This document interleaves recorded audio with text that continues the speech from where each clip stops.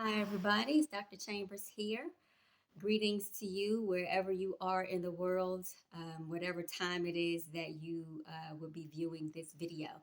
I'm here today to talk about our food integrity, and the quality of our food. If you follow me at all, Facebook, Real Dr. Chambers, Twitter, and Instagram, at Whole Wellness Way. If you type my full name in, Dr. Coquinda Chambers, you should also be able to reach me that way. Also at Real She Advocate, which is my nonprofit. Um, Instagram as well, and then LinkedIn, Dr. Coquinda Chambers. And so, again, here to discuss the topic of food integrity and our food quality. On the social media pages, you would have seen a few videos where I'm speaking about meat, the new phenomenon that's happening with our meat being created and formed in labs, so lab engineered meat, through petri dishes and so on and so forth. And so it's a real problem in the United States. And our food quality for many years has been an issue, but it has increasingly become something that is very concerning to me personally as someone who works in the health industry. And for those who do not know, I'm a licensed naturopathic physician, and I have been doing this work for nearly 15 years. So, I don't know everything, but I do know quite a bit, and I can get you on the right path. And as long as we live and move, there are lots of adjustments and learning that will take place. So I look forward to, as much as I learn, to share that information with you. And so, regarding food, particularly in the United States of America, we are pretty much being for in some cases guinea pigs for this new food situation. And quite honestly, I don't really think it's new. I think that it is just fully being presented to us. And even with that, we're not even, it's not being disclosed to us exactly where these lab engineered meats are coming from. And it's not just about the meats, it's also just about our food in general. So we have uh, vegetable breeding. A lot of people may refer to it as hybrid or genetically modified, but in fact, it's crossbreeding of vegetables to create a newer type of vegetable. And so there are some that are not considered original vegetables, and they have been crossbreeded. For example, carrots, and then a lot of the fruits that we see that don't have seeds. These are breeded and, in some cases, hybrid types of fruits and vegetables. And so, if I won't get into the details of all of that because it'll just make the video too long.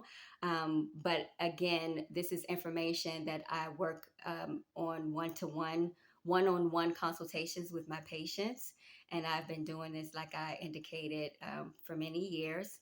And so you can leave a message if you're interested in a consultation or moving forward. www.wholewellnessway.org. You go to the contact page and you can leave a message there. For serious inquiries only, for those who are interested in scheduling an appointment. If you know anything about my initial journey into wellness and how I got interested in naturopathic medicine, I lived in East Africa for a couple of years, and have had the opportunity to travel different places. And I have found that our food, when I compare my skin, how weight is distributed, how I feel, my energy levels, and things of that sorts, comparing those things here to my time when I lived overseas, or any time that I spent overseas, where the food is a lot more fresh, the air is cleaner, you have more access to sun because these have been tropical environments in most cases. And so there has been a tremendous difference. And that is what caused me to seek a path in medicine, uh, through the naturopath. And so naturopathic medicine was the path that I chose. And so um, I it's definitely a concern, as I mentioned. And so I wanted to point out for you all and anyone who's listening and anyone who's open to making some changes with your health, because guess what? You know, we just came through a pandemic. COVID hit a lot of people hard. A lot of folks lost their lives. Some people are still to this day dealing with long COVID symptoms.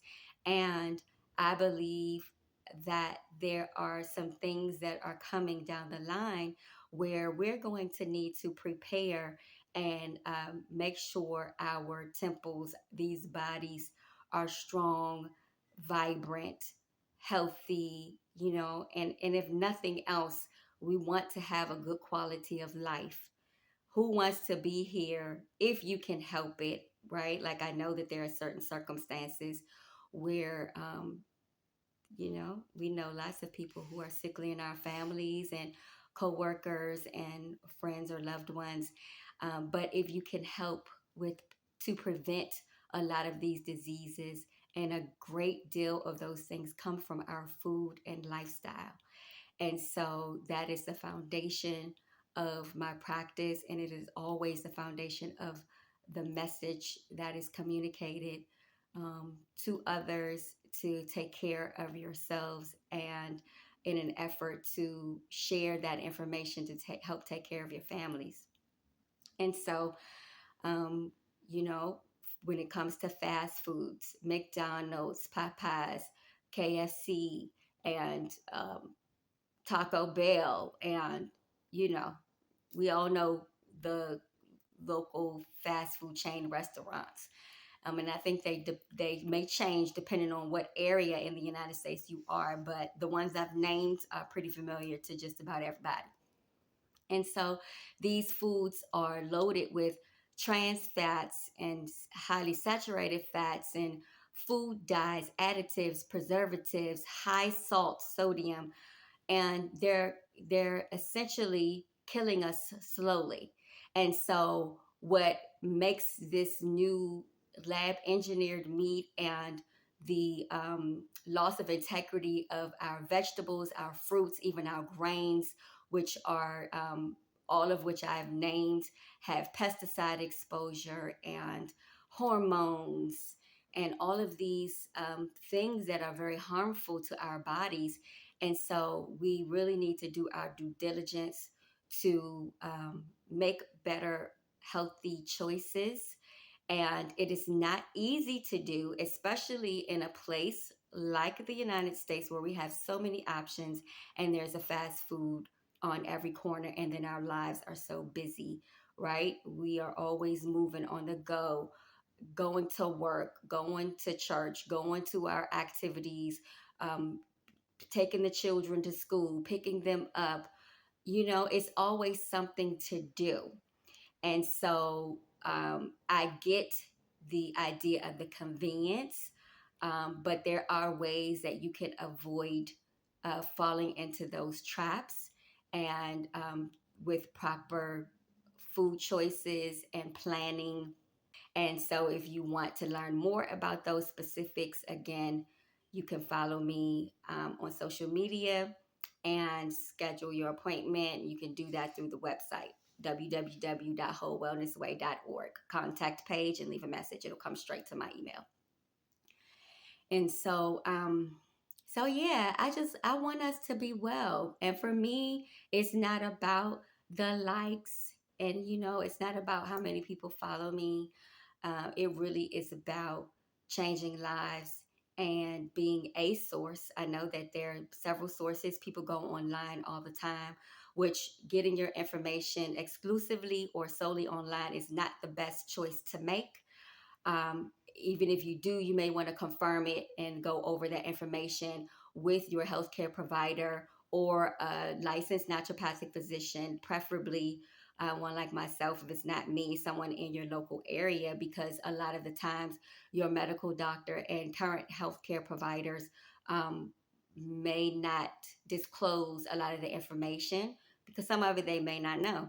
And some don't believe that it has that much significance. But I'm here to tell you, as someone who has lived in places where there is a clean environment and all most of your choices are healthy, clean food options where the soils are rich in nutrients and all of that. And living here, it is definitely a difference. And so I want to speak to, um, I also want to speak to two more things: evidence based medicine, which a lot of the current healthcare system and the medical providers of our current healthcare system like to push, to try to validate or invalidate um, things like natural resources or natural medicines. Or their mode of treatment, like prescription drugs, for example, or those things that are FDA approved versus those are not. And I'm telling you that there are different methods of evidence based. It doesn't always have to be done through um, a direct clinical or formal research with the data, even though it does help when you're able to gather those numbers, because it does help to solidify what the different types of treatments are doing and how effective they are. But there is no, in my opinion, there is no better evidence than someone who actually feels better in their body. They are living with more vivaciously. They have more vitality. They feel better. Their symptoms and the condition has resolved. It is no longer a concern. And so that is also a type of evidence based healthcare, when someone takes the um, initiative to apply those preventive type methods. And to be honest with you, things like high blood pressure and diabetes, high cholesterol are considered degenerative diseases that all are, the foundation of those diseases are dietary and lifestyle. And so, if you can address what you eat on a day to day basis and how you move your body, then you can help to resolve a lot of these conditions.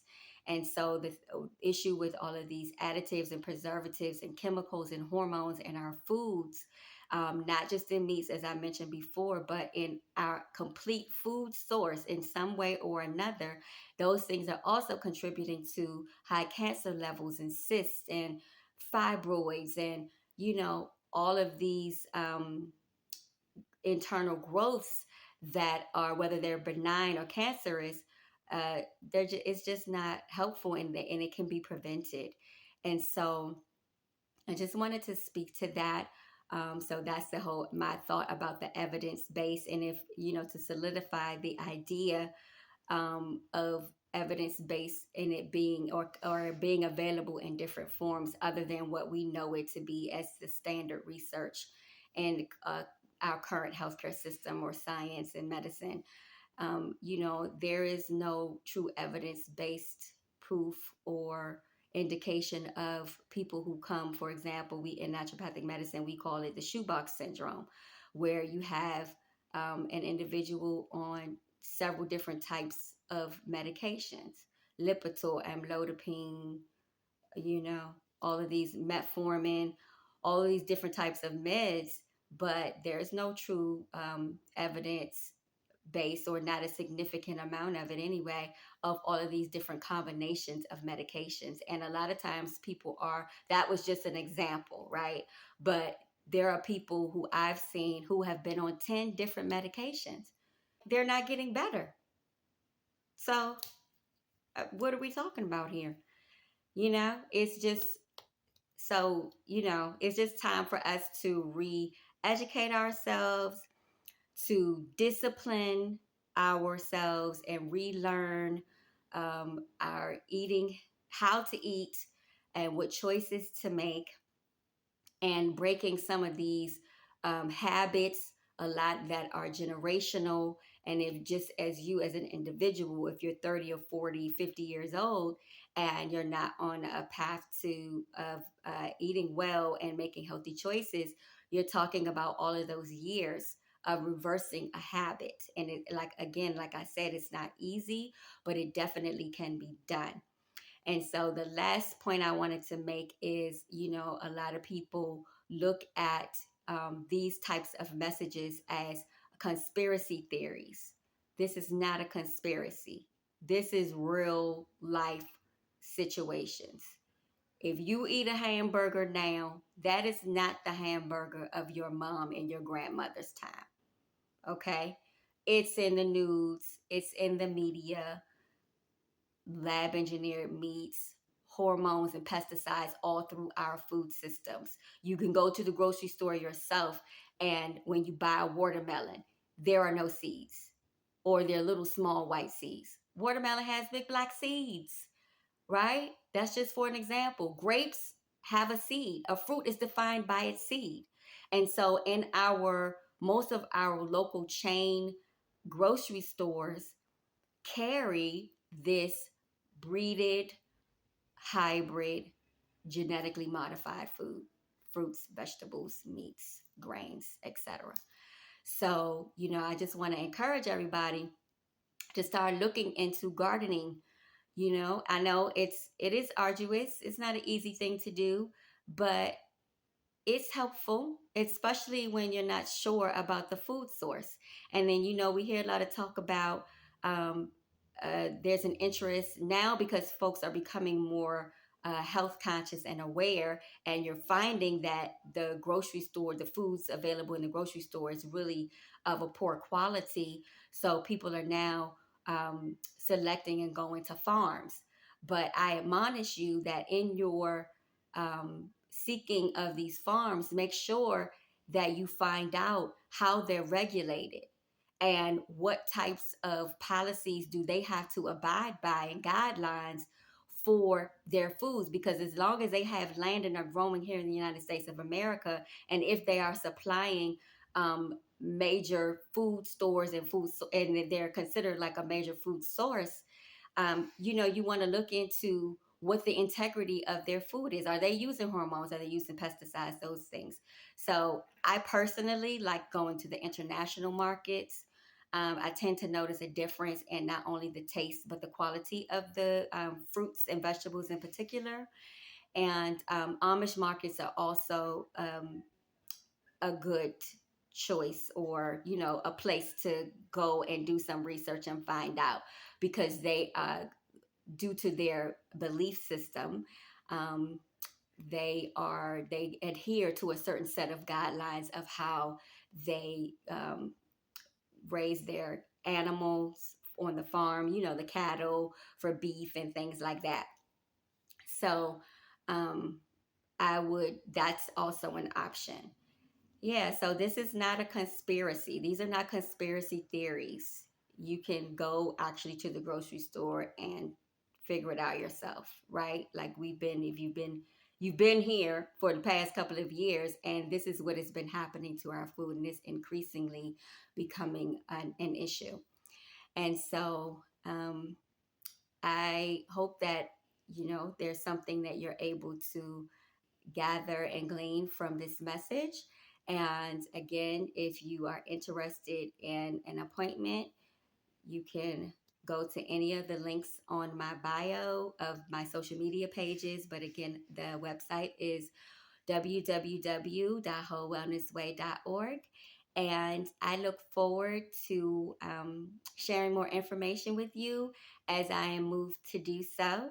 And for those who are in the local DMV area, you shall hear of some of the events that I plan to have or be a part of. And maybe you can come by and stop by and be a part of that as well. So I wish you well, many blessings, and a whole healthy, well life.